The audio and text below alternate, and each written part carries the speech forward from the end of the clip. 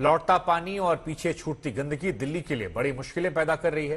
हालांकि दिल्ली सरकार का ये कहना है कि अगर बारिश हुई तो फिर से हालात बिगड़ सकते हैं। सीएम केजरीवाल ने आज शाम 4:30 बजे सभी कैबिनेट मंत्रियों की बैठक बुलाई। दिल्ली के तमाम इलाकों में भरे पानी की तस्वीरें सामने आ रही, तो वहीं गंदगी और गंदे पानी से बेहाल लोग अब सड़क पर आ गए हैं। हकीकत नगर में परेशान लोगों ने जमकर प्रदर्शन किया। इसी बीच एलजी ने पुलिस आज सिविल लाइन और राजघाट पहुंचे, वहां हालात का जाकर जायजा लिया। तो फिलहाल 10 तस्वीरें आपको दिखा रहे हैं। लाल Qila, Lohe ka Pul, civil line, Rajghat, Kashmiri gate, ITO, Nigam Bodh Ghat, Yamuna बाजार, शांतिवन, हकीकत नगर। 10 जगह, लेकिन हालात कमोबेश एक जैसे सभी जगहों पर।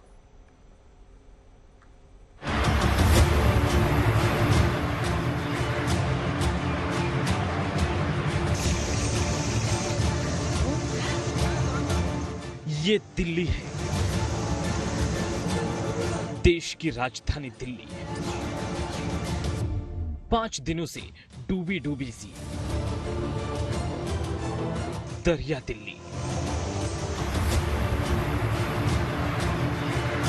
ये मंजर है दिल्ली के मशहूर लाल किले का। 5 दिनों से यहां ऐसे ही हालात हैं। ऐसा लगता है जैसे ये किला दरिया के बीचों बीच बनाया गया हो। हर तरफ से ये पानी से घिरा है। समय मैं लाल किले के बैक साइड खड़ा हूं, रिंग रोड पे खड़ा हूं। ये वही रिंग रोड है जो ISBT old Delhi railway station से जोड़ती है, और इधर को अगर हम जाएं, उस तरफ अगर जाएं तो ये नोएडा और गाजियाबाद से दिल्ली के इस इलाके को जोड़ती है। बट मैं पीछे आपको दिखाना चाहूंगा कि आप देख सकते हैं कि पानी इतना गहरा है कि फोम की शीट पर 3 व्यक्ति उसको किश्ती बनाकर, बोट बनाकर उस पर तैर रहे हैं। वहीं से आप समझ सकते हैं कि पानी की गहराई कितनी है। अगर आप उसके पीछे नीले रंग का बोट देखें और उसके पीछे आप देख सकते हैं कि एक पूरी बस जलमग्न हो चुकी है। यहाँ के हम स्थानीय लोगों से हमने बात की। पानी में अभी बहुत दुर्गंध आ रही है। हमने कुछ देखा कि यहाँ कुछ जानवरों की लाश भी तैर रही थी, और लोकल लोगों से हमने बात की। लोकल लोग इस समय चिंतित हैं कि इसके बाद जो पानी यहाँ जमाव रहेगा, उसके कारण डेंगू, मलेरिया, चिकनगुनिया और बीमारियां हैं यहाँ पैदा हो सकती हैं। अब चलते हैं लाल किले से थोड़ी ही दूर बापू के समाधि स्थल यानी राजघाट की ओर। दिल्ली के सैलाब ने कर्मयोगी के इस समाधि स्थल को मानो जल समाधि में तब्दील कर दिया है। समाधि स्थल के बाहर भीतर जहां तक नजर जाए, हर तरफ जल ही जल का विस्तार है। अब हम आपको दिल्ली के हकीकत नगर की हकीकत से रूबरू कराते हैं, जहां आजकल सड़ांध का वास है। गंदे नाली का पानी गलियों से होते हुए लोगों के घरों में घुसपैठ कर चुका है। सरकार सुध नहीं ले रही तो लोग रास्ता जाम कर प्रदर्शन करने को मजबूर हैं। यहाँ पे ये प्रॉब्लम है कि हकीकत नगर के अंदर सारा गंदगी का पानी भर गया है, नाले का। बच्चे परेशान हैं, सांप घूम रहे हैं और हमें जाना वहाँ दिक्कत हो गया है। छोटे छोटे बच्चे घरों के अंदर हमने रखे हुए हैं। हमारी क्या हालत हो रही है आपको पता है? आज सरकार कहाँ मर गई है? जब हमारे से वोट लेने आती है हाथ जोड़ जोड़ के, अब कोई भी हमारी मदद के लिए नहीं आया। ना इकबाल सिंह आया, ना दिलीप पांडे आया, ना केजरीवाल आया। सारे के सारे मुर्दाबाद, मुर्दाबाद। बहरहाल हकीकत नगर में विषधरों और चोरों का खतरा भी बढ़ गया है। हमारे यहाँ लाइन डली, सारे नाले का पानी हमारी सोसाइटी हकीकत नगर में है, ना कि मुखर्जी नगर में है। हम 4 दिन से सड़कों में पड़े हैं, कोई हमें पूछने नहीं आया। अपने घर छोड़ के, हमारे घरों के नीचे इतना पानी था, हमें घर छोड़ने की हिदायत दी गई। हम अब किसी औरों के घर में रह रहे हैं, जिनके पास माँ बाप के घर नहीं है, वो किराए के घरों में रह रहे हैं। फिर अगले दिन हमें पता चलता है कि यहाँ पे हमारे घरों में चोरी हो रही है। 3 घरों में चोरी हो चुकी है। साथ मेरे 3 सहयोगी जुड़ रहे हैं। अक्षय मेरे साथ जुड़ रहे हैं, मेरे साथ श्रेया चटर्जी जुड़ रही हैं और मेरे साथ सुशांत मेहरा जुड़ रहे हैं। अक्षय, सबसे पहले हम आपके पास आएंगे। आईटीओ वो जगह है जिसे कहा जाता है कि दिल्ली की लाइफलाइन है, लेकिन लाइफलाइन में बीते 24 घंटे पानी भले थोड़ा कम हुआ, लेकिन पूरी तरीके से आजाद नहीं हुई है। लेकिन सियासत क्या क्या हो रही है, जरा बताइए एक बार हमारे दर्शकों को, क्या क्या सियासत चल रही है, क्योंकि सब कुछ इसी के अगल बगल है, चाहे वो रेवेन्यू ऑफिस हो या फिर बाकी चीजें। तो सियासत फिलहाल क्या है, सुबह से मदद क्या हुई और सियासत कितनी देखने को मिली? देखिए शुभांकर, मदद तभी होती है जब हम जैसे या फिर आप जैसे जर्नलिस्ट पास जाते हैं। कई बार रिपोर्ट होती है कि अगर हकीकत नगर में जब मैं मौजूद था, जब मैं वहाँ गया तो हमने रिपोर्ट किया और उसके तुरंत थोड़ी देर बाद पहले सिर्फ 2 पंप थे पानी निकालने के लिए, उसके बाद 2 और जोड़ दिए गए। तो सवाल यही है कि पहले क्यों नहीं जोड़े गए। सियासत की अगर बात की जाए तो यहाँ पर आप हालात देखिए, आपने ठीक बताया कि यहाँ पर सभी ज़रूरी ऑफिसेज है, सभी बिल्डिंग्स है और एक व्यक्ति यहाँ पर आए हुए हैं इस वक्त, जो मुख्यमंत्री जो दिल्ली के हैं अरविंद केजरीवाल, उनका इस्तीफा मांग रहे हैं। उनसे यहाँ पर एक प्लेकार्ड लेकर वो पानी के अंदर चल रहे हैं, पूरे सूट बूट में यहाँ पर आए हैं। तो लोगों का गुस्सा तो जाहिर तौर पे फूट ही रहा है इस वक्त सरकार पे। लेकिन एक तरह से नदी की तस्वीर में तब्दील हो चुका है पूरा आईटीओ का रोड।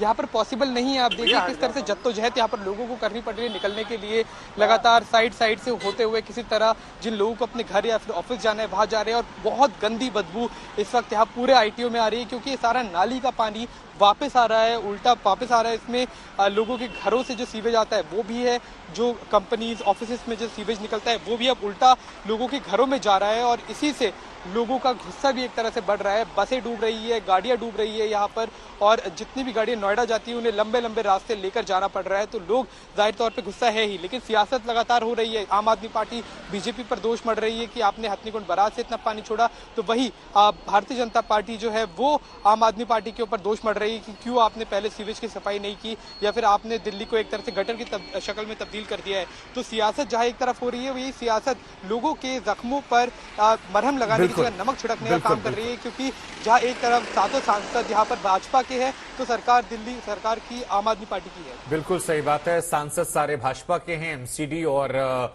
विधानसभा में फिलहाल केजरीवाल है। लेकिन श्रेया चटर्जी हमारे साथ हैं। श्रेया, आप जहां पर मौजूद हैं वहां की क्या कहानी है? देखिए शुभांकर, मैं शांति वन में मौजूद हूं और ये रास्ता फिलहाल अभी भी व्हीकलर ट्रैफिक के लिए बंद है। आप देख सकते हैं कि यमुना के साथ जो सीवेज मिक्स्ड वाटर है वो अभी भी यहाँ पे रिसीव नहीं किया है। टाइम लगेगा, जैसा कि हम समझ रहे हैं। दिल्ली में फेज वाइज जो रेस्टोरेशन वर्क है वो शुरू हो चुका है। कई जगह हमने देखा कि एलजी जो है वो चीजों का जायजा ले रहे हैं, कई जगह हमने देखा कि पंप्स भी काम करवा रहे हैं। लेकिन एक सवाल जो हम बार बार तस्वीर से माध्यम से दिखा रहे हैं कि इस गंदे पानी में लोग कैसे स्विमिंग कर रहे हैं, लोग कैसे इस पानी को रिक्रिएशनल फैसिलिटीज में तब्दील कर रहे हैं। बार बार सुबह से हम जब इस चीज पे बात कर रहे हैं, कई दफा होमगार्ड आते हैं, लोगों को बस कैमरा में दिखाने के लिए वापस भेज देते हैं, लेकिन उसके बाद पिक्चर वही की वही रह जाती है। लोगों ने कहीं ना कहीं ये भूल चुके हैं कि ये एक हेल्थ हैजर्ड है। कल जाके लेप्टोस्पिरोसिस से लेके डायरिया, कोलेरा जैसी डिजीज इसी पानी से हो सकता है। मैं मेरे कैमरामैन को दिखाऊंगी, आप देख सकते हैं कि सिविक वॉलंटियर्स की तैनाती जरूर है, लेकिन वो महज यहाँ पे बैठे हैं, कोई काम नहीं कर रहे हैं। जो लोगों को रोकना ताकि लोग यहाँ पे ना उतरे पानी में, क्योंकि अगर इस समस्या से जूझने में हमें टाइम लग रहा है, यही लोग कल जब अस्पतालों में भीड़ करेंगे तो एक दूसरी आपदा दिल्ली को देखने को मिलेगी। लेकिन ये सवाल कहीं ना कहीं बार बार उठाने के बावजूद भी छवि बदल नहीं रहे हैं। हम अभी भी देख सकते हैं कि शांति वन में इस पानी में लोग कैसे डुबकी लगा रहे हैं, मजे ले रहे हैं, लेकिन जो वॉलंटियर्स भी है ग्राउंड पे वो कुछ रोक टोक नहीं कर रहे हैं। जी, ये आपने महत्वपूर्ण बात बताई। मेरे साथ मेरे एक और सहयोगी मौजूद हैं नोएडा से हालात बताने के लिए, और नोएडा का रुख करते हैं। सुशांत, नोएडा भी दिल्ली और बाकी इलाकों की तरह ही है, हालांकि चर्चाएं यहां थोड़ी कम है क्योंकि दिल्ली देश की राजधानी है। लेकिन फिलहाल नोएडा में क्या क्या परेशानी है, एक बार जरा दिखाइए।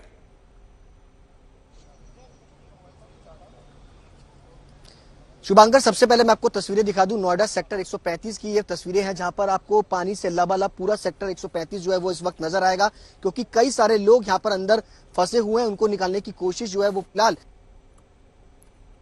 एनडीआरएफ की टीमें यहाँ पर मुस्तैदी के साथ तैनात की गई है, जाकि अंदर के हिस्सों में जो फार्म हाउसेज हैं, कई सारे घर हैं, मकान है जो यहाँ पर लोग रह रहे थे, पशु हैं, उनको निकालने की कोशिश जो है वो फिलहाल प्रशासन की तरफ से लगातार की जा रही है। इन बोट का इस्तेमाल किया जा रहा है, जेसीबी की मदद ली जा रही है कि अंदर तक जाए। आपको कई सारे ट्रैक्टर ट्रॉली इस वक्त जो है वो यहाँ पर आपको नजर आएंगे कि किस तरीके से ट्रैक्टर के जरिए लोग अपने घरों तक अंदर की तरफ जा रहे हैं। वहां से जो अपना जरूरत का सामान है, गैस है, सिलेंडर है, कपड़े हैं, लत्ते हैं, वो उन सब चीजों को लेकर के बाहर की तरफ ऊंचे स्थानों पर लेकर के जा रहे हैं। बड़ी संख्या में यहाँ पर अगर आपको देखेंगे कि चारों ओर, मैं अपने कैमरा पर्सन से कहूंगा कि वो तस्वीरें दिखाएं कि यहाँ पर ये पूरा इलाका इस वक्त पानी ही पानी इस वक्त जो है वो यहाँ पर नजर आएगा। हालांकि कल से स्थिति अगर कहा जाए तो थोड़ी सी बेहतर नजर आ रही है, क्योंकि अभी फिलहाल कल तक अगर बात की जाए तो सेक्टर 135 के अंदर पानी जो है वो आगे की तरफ पहुंच गया था, लेकिन अब पानी धीरे धीरे पीछे की तरफ जा रहा है, लेकिन पानी का जो फ्लो है वो तेजी के साथ यहाँ पर बढ़ रहा है। अगर आपको तस्वीर दिखाएं कि पुलिस यहाँ पर मुस्तैद है, क्योंकि आगे जाने की इजाजत फिलहाल